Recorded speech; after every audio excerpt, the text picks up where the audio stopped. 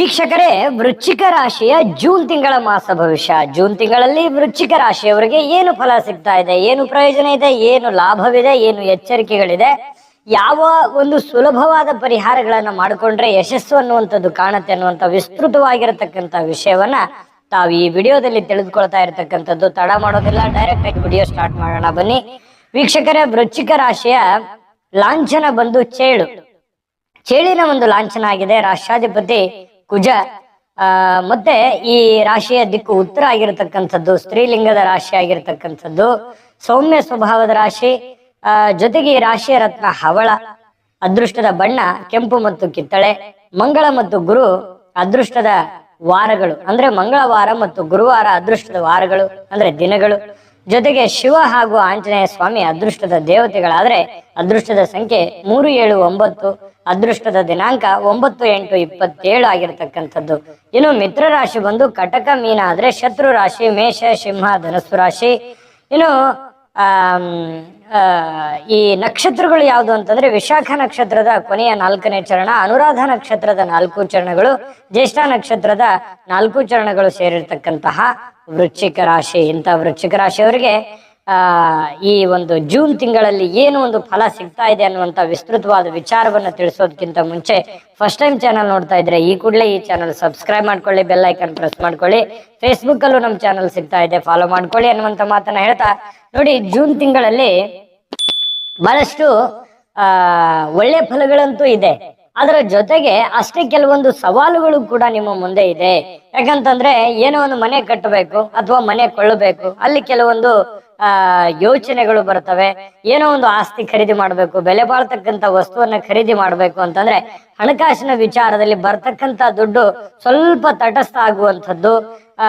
ದುಡ್ಡು ಇರುತ್ತೆ, ಬಟ್ ನಿಮ್ಮ ಒಂದು ಸಮಯಕ್ಕೆ ಆಗ್ತಾ ಇಲ್ವಲ್ಲ ಅನ್ನುವಂಥ ಬೇಸರ ನಿಮಗೆ ಕಂಡು ಬರ್ತಾ ಇರತಕ್ಕಂಥದ್ದು.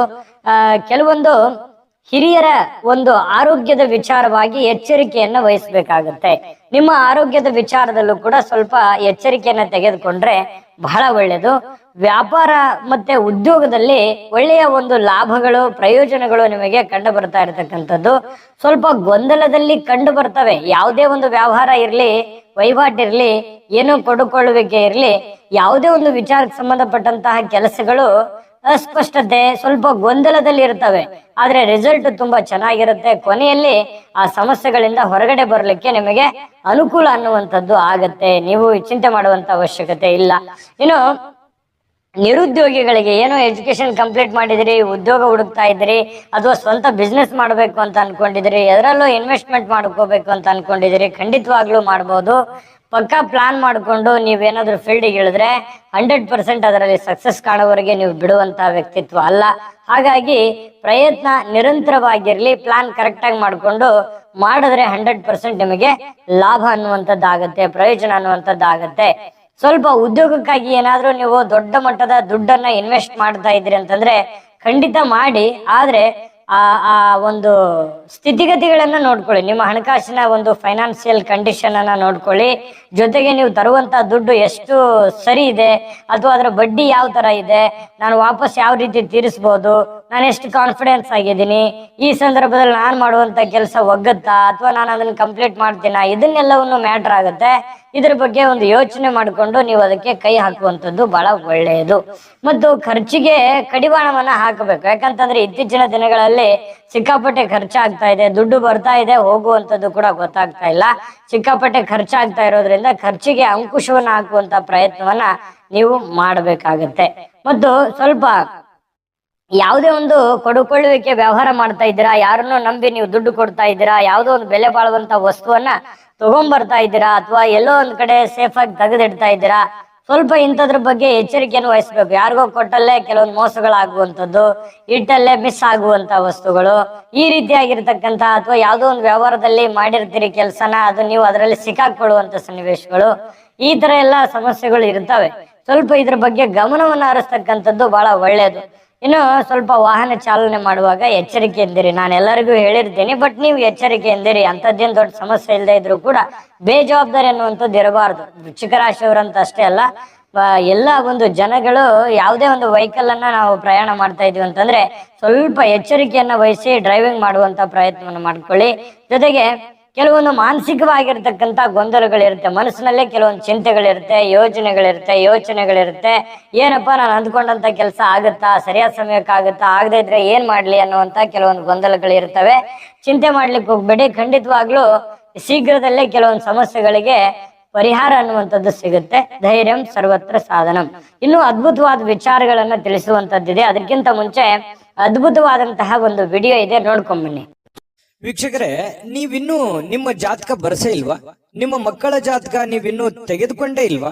ಜಾತಕ ತಗೊಳ್ಳುವಂತದ್ದಕ್ಕೆ ಒಂದು ಸುವರ್ಣ ಅವಕಾಶ ಇದೆ. ಈ ವಿಡಿಯೋದ ಕೆಳಗಡೆ ಅಂದ್ರೆ ಡಿಸ್ಕ್ರಿಪ್ಷನ್ ಇದೆ, ಈ ವಿಡಿಯೋದಲ್ಲ, ಈ ವಿಡಿಯೋದ ಕೆಳಗಡೆ ಡಿಸ್ಕ್ರಿಪ್ಷನ್ ಇದೆ. ಆ ಡಿಸ್ಕ್ರಿಪ್ಷನ್ ಅಲ್ಲಿ ಒಂದು ಲಿಂಕ್ ಇದೆ. ಆ ಲಿಂಕಿನ ಮೇಲೆ ಕ್ಲಿಕ್ ಮಾಡಿದ್ರೆ ಮತ್ತೊಂದು ವಿಡಿಯೋ ಓಪನ್ ಆಗುತ್ತೆ. ಆ ವಿಡಿಯೋ ನೋಡಿದ ಮೇಲೆ ನಿಮಗೆ ಜಾತಕದ ಸಂಪೂರ್ಣ ಮಾಹಿತಿ ಸಿಗುತ್ತೆ. ನೀವು ಉಪಯೋಗ ಮಾಡ್ಕೊಳ್ಳಿ ಅಂತ ಹೇಳ್ತಾ, ಈಗಲೇ ಆರ್ಡರ್ ಮಾಡ್ಕೊಂಡು ತರಿಸ್ಕೊಳ್ಳಿ ಅಂತ ಹೇಳ್ತಾ. ನೋಡಿದ್ರಲ್ಲ ವೀಕ್ಷಕರೇ, ಇದು ಅಂತಿಂತ ಜಾತಕ ಅಲ್ಲ, 80ರಿಂದ 100 ಪುಟದ ಸಂಪೂರ್ಣ ಜನ್ಮ ಜಾತಕ ಫಲ, ನಿಮ್ಮದೇ ಆದ ಸಂಪೂರ್ಣ ಜನ್ಮ ಜಾತಕ ಫಲ ಭಾರತದ ಎಲ್ಲಾ ಭಾಷೆಗಳಲ್ಲಿ ಸಿಗುತ್ತೆ. ಈಗಲೇ ನಂಬಿಕೆ ವಿಶ್ವಾಸದಿಂದ ಆರ್ಡರ್ ಮಾಡ್ಕೊಂಡು ತರಿಸ್ಕೊಳ್ಳಿ ಅನ್ನುವಂತ ಮಾತನ್ನ ಹೇಳ್ತಾ, ನೀವೇ ಸುಲಭವಾಗಿ ಆರಾಮಾಗಿ ಓದ್ಕೊಂಡು ತಿಳ್ಕೋಬಹುದು. ಆಯ್ತಾ? ಇನ್ನು ಈ ಜೂನ್ ತಿಂಗಳಲ್ಲಿ ವೃಶ್ಚಿಕ ರಾಶಿಯವರಿಗೆ ಉಳಿದಂತಹ ಫಲಗಳು ಯಾವ ತರ ಇದೆ ನೋಡಿ. ವ್ಯಾಪಾರಿಗಳಿಗೆ ಕೆಲವೊಂದು ಕಾಂಪಿಟೇಷನ್ ಅನ್ನುವಂಥದ್ದು ಇರುತ್ತೆ. ಏನೋ ನೀವು ಒಂದು ಮಾಡಿರ್ತೀರಿ, ಅದನ್ನ ನೋಡಿ ಮತ್ತೆ ಇನ್ನೊಂದಿಬ್ರು ಮಾಡಿರ್ತಾರೆ. ಈ ರೀತಿಯಾಗಿ ಕಾಂಪಿಟೇಷನ್ ಅನ್ನುವಂಥದ್ದು ಸಿಕ್ಕಾಪಟ್ಟೆ ಹೈ ಆಗಿರುತ್ತೆ. ಆ ಕಾಂಪಿಟೇಷನ್ ತಕ್ಕಾಗೆ ನೀವು ಪ್ಲಾನ್ ಮಾಡ್ಕೊಂಡು ಓಡ್ತಾ ಇರಬೇಕು. ಅದ್ರ ಜೊತೆಗೆ ನಿರಂತರವಾಗಿ ನಡೀತಾ ಇದ್ರೆ ಖಂಡಿತವಾಗ್ಲೂ ಸಕ್ಸಸ್ ಅನ್ನುವಂಥದ್ದು ಸಿಗುತ್ತೆ. ಪ್ರೇಮಿಗಳಲ್ಲಿ ಕೆಲವೊಂದು ವಾಗ್ವಾದಗಳು ಅನ್ನುವಂಥದ್ದು ಕಂಡು ಬರುತ್ತೆ. ಪತಿ ಪತ್ನಿಯರ ಮಧ್ಯದಲ್ಲಿರ್ಬೋದು, ಪ್ರೇಮಿಗಳ ಮಧ್ಯದಲ್ಲಿರ್ಬೋದು, ಸಣ್ಣ ಪುಟ್ಟ ವಿಚಾರಕ್ಕೆ ಮಿಸ್ಅಂಡರ್ಸ್ಟ್ಯಾಂಡಿಂಗ್ ಇರುತ್ತೆ. ದೊಡ್ಡ ಗೊಂದಲ ಏನೂ ಇರಲ್ಲ, ಆದ್ರೆ ಚಿಕ್ಕದೇ ದೊಡ್ಡದನ್ನ ಮಾಡ್ಕೊಳ್ಳುವಂತ ಸಂದರ್ಭಗಳು ಇರುತ್ತವೆ. ಹಾಗಾಗಿ ಇದೊಂದು ಎಚ್ಚರಿಕೆ ರೂಪದಲ್ಲಿ ತೆಗೆದುಕೊಳ್ಳಿ. ಸಮಸ್ಯೆಗಳು ಸ್ಟಾರ್ಟ್ ಆದಾಗ್ಲೇ ಅದನ್ನ ಸರಿ ಮಾಡಿಕೊಳ್ಳುವಂತ ಪ್ರಯತ್ನವನ್ನ ಮಾಡ್ಕೊಳ್ಳಿ. ಅದನ್ನ ಸುದೀರ್ಘವಾದಂತಹ ಸಮಯಕ್ಕೆ ಎಡೆ ಮಾಡಿ ಕೊಡಬೇಡಿ. ಯಾಕಂತಂದ್ರೆ ಯಾವುದೇ ಒಂದು ಸಂಬಂಧಗಳು ಬಹಳ ಲಾಂಗ್ ಟರ್ಮ್ ಅಲ್ಲಿ ದೂರ ಆಯ್ತು ಅಂತಂದ್ರೆ ಸಮಸ್ಯೆಗಳು, ಅದನ್ನ ತತ್ಕ್ಷಣದಲ್ಲಿ ಅದನ್ನ ಸರಿ ಮಾಡ್ಕೊಳ್ಳುವಂತ ಪ್ರಯತ್ನವನ್ನ ಮಾಡಿ, ಖಂಡಿತ ಒಳ್ಳೇದಾಗತ್ತೆ. ಕೆಲವೊಂದು ಕೆಲವೊಂದು ವೈರಾಗ್ಯ ಭಾವನೆಗಳು, ಹಿಂದಿನ ಹಳೆ ನೆನಪುಗಳು ಅಥವಾ ಹಳೆ ಯೋಜನೆಗಳು, ಹಳೆ ಜಗಳ ಮಾಡಿರುವಂತ ವಿಚಾರಗಳನ್ನ ಮುಂದಿಟ್ಕೊಂಡು ಈಗ ಜಗಳ ಮಾಡುವಂತದ್ದು ಶುದ್ಧ ತಪ್ಪಾಗುತ್ತೆ. ಅದು ಆ ತರ ಮಾಡ್ಲಿಕ್ಕೆ ಹೋಗ್ಬೇಡಿ. ಹಳೆದನ್ನ ಮರೆತು ಹಾಕಿ ಹೊಸ ಜೀವನಕ್ಕೆ ಅನುವು ಮಾಡ್ಕೊಳ್ತಕ್ಕಂತ ಪ್ರಯತ್ನವನ್ನ ಮಾಡ್ಕೊಳ್ಳುವಂಥದ್ದು ಒಳ್ಳೇದು.